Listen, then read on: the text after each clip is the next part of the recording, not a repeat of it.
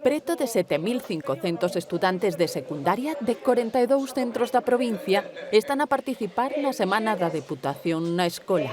Entre eles, o IES Lois Peñanovo de Vilalba, que hoxe recibía a visita do presidente da institución provincial na compaña da alcaldesa da vila. Un proxecto divulgativo dos valores da provincia que nesta edición, a sexta, se centra nas vías romanas.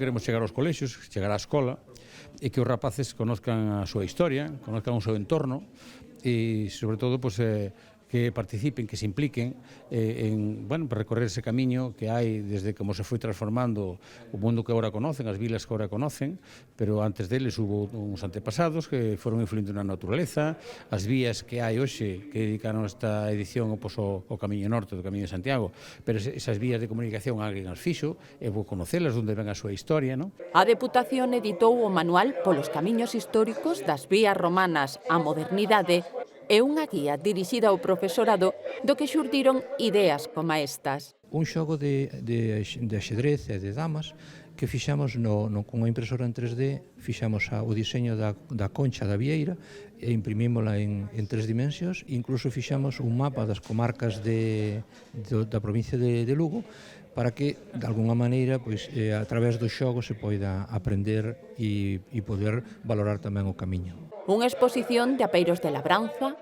paneis cedidos polo Instituto de Estudos Chairegos e maquetas das pallozas foron outras das iniciativas. Aprendes máis cousas que as do día a día do teu ciclo e divírteste facendo cousas sobre Galicia e sobre esta terra.